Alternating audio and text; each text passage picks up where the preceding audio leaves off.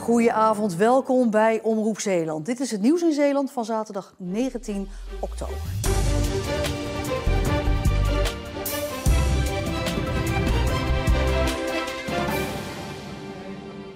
Dit weekend herdenkt en viert IJsendijke de 80-jarige bevrijding. En dat begon met een ceremonie op het 17 oktoberplein, waar veel belangstelling voor was.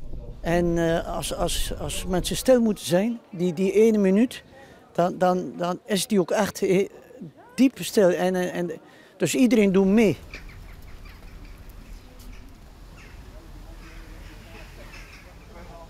Dit geeft kippenvel en emotionele gevoelens, moet ik wel zeggen. Ja.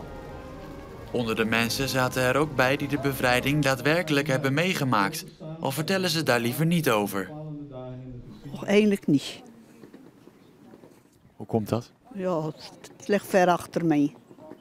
Ik hoop maar één ding dat ik geen oorlog niet meer moet meemaken. Ik denk dat dat wel iedereen hoopt. Naast de ceremonie was er nog een hele hoop te doen. Zo was er een bevrijdingstocht met oorlogsvoertuigen en konden mensen afzeilen van de kerk. Morgen is er meer aandacht voor de explosie in IJsendijke, die een kracht had van een kwart atoombom. Alle dakpannen van de huizen in IJsendijke vielen eraf.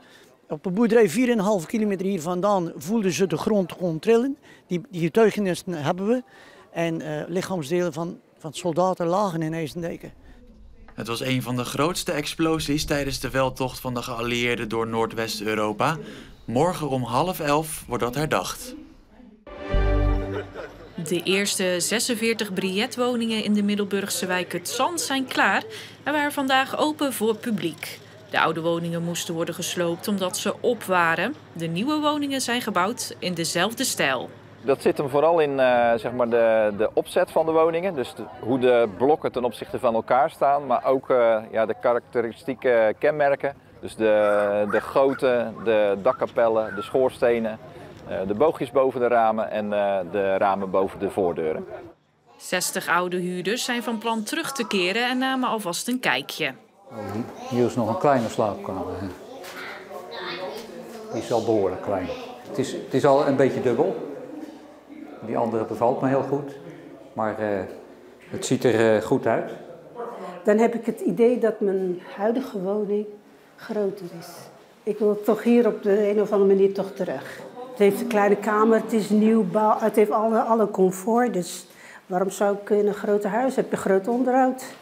Deze 46 woningen moeten in het voorjaar van 2025 helemaal klaar zijn. In totaal komen er 148 biljetwoningen. Als je elkaar niet meer vertrouwen kan, wat blijf je dan? Zo is het op manier. In het Middelburgse Mini-theater is de voorstelling Het Schaap met de 5 poten te zien. Een nieuwe theaterbewerking van de oorspronkelijke televisieserie uit de jaren 60. Originele tijd, gewoon 69 is het uitgezonden, dus 68, 69, 70, zoiets. En toen keken er binnen 6 miljoen mensen naar. Waar naartoe? Naar Friesland. Oh, gisteren was het nog de Bijlmermeer. Ja, dat is ook waar, ja. Maar eigenlijk zijn het 8 losse verhalen, 1 avondvullende voorstelling. Als je elkaar niet meer vertrouwen kan, wat blijf je dan? Zo is het toch meneer. Als je elkaar niet meer vertrouwen kan, dan blijf je nergens meer. Liedjes waren er 22, er zijn 12 van overgebleven. Ik wil niet zeggen dat die anderen slecht of niet leuk zijn, maar ja, je moet keuzes maken. Om elkaar te helpen, nietwaar? Heel veel kaarten afgekocht. Hoe komt het dat dit zo populair is? Ik denk toch dat mensen dat stukje nostalgie heel leuk vinden om naar te komen kijken. Volmaakt mag ik nooit, geen zout meer en geen vet. Volmaakt word ik eeuwig op een streng dieet gezet. Maar er is één ding wat ik nooit zou willen missen. Vissen. Het is een vrolijke voorstelling, het is gezellig. Je kan nog een beetje meezingen. En het is gewoon 1 avondje feest.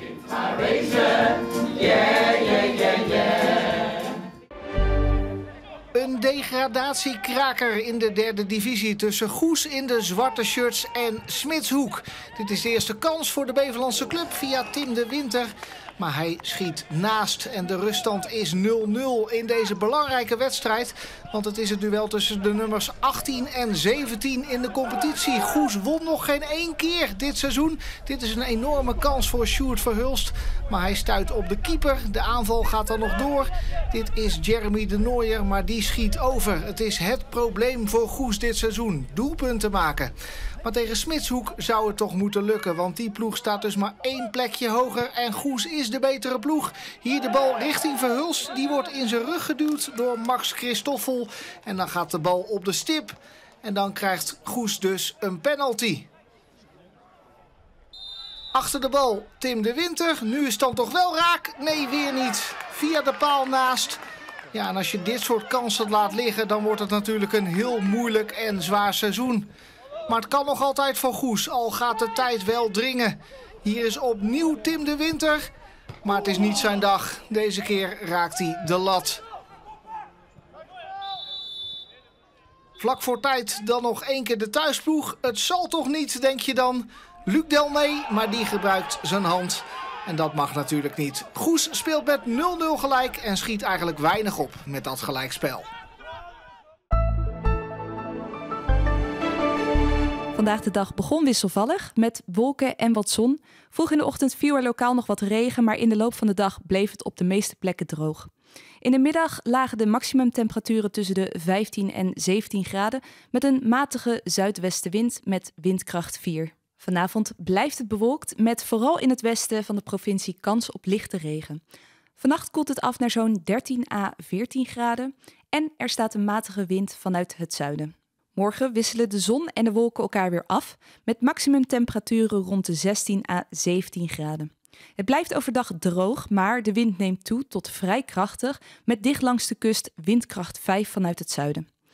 In de avond is er opnieuw kans op een bui en blijft de wind aanhouden. Dan een kort vooruitzicht voor de komende dagen. Het wisselvallig herfstweer houdt aan met een mix van wolken, regen en wat zon en maximumtemperaturen overdag van zo'n 15 à 16 graden.